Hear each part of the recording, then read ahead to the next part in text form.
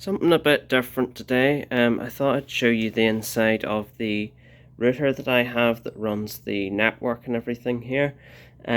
First of all, apologies for the weird setting. The reason the router's out today is because the electric's off, which also means I have no lights. You can actually see out there the grounding leads on the pole. But anyway, so in here we have basically this is a router from AliExpress, or well, they call it an industrial PC.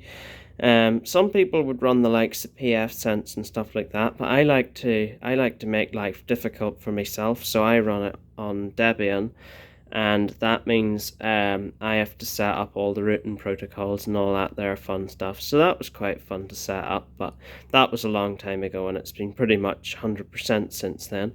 So as it comes, you have rack mount unit with your 6 Ethernet sockets, console USB. You have these buttons in the front to restart and power it. I've labelled those up because otherwise I could never remember which one was which. In the back here we have 2 fans. Those have just been replaced. That was one of the things that I decided to do while the power was off, hence why I have this out. And then with this CPU fan, now it's starting to sound a bit rough, so we might need to replace it soon as well. But what's special about this is, I'm sure you've noticed, is this battery. This entire unit can run for about an hour or so, just off a backup battery power. So whenever I bought this, it came with a 6 amp Meanwhile power supply here, and that powered everything, and then there was just a big gap here in case you wanted to put a 2.5mm hard drive or something in there. But I don't want to put a hard drive in my router gateway thing, so instead I got this power supply from RS Components, and what's special about it is it works just like a normal power supply most of the time, but it has these additional connectors here, which, as you can see, run to the battery. So this thing will actually keep the battery charged.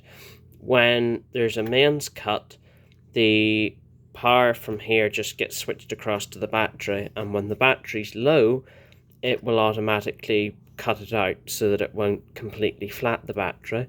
So you can see the way that works is the leads have just been crimped in here, and then the battery connectors run along here. But then there's also this wee board here. Now that thing's job, you'll see it's connected into the power supply here. So how that works is the power supply gives 2 relay contacts, which trigger when either one triggers when the mains fails, and the other, or no, sorry, when the mains okay, I think it is, and then the other one triggers when the battery is low.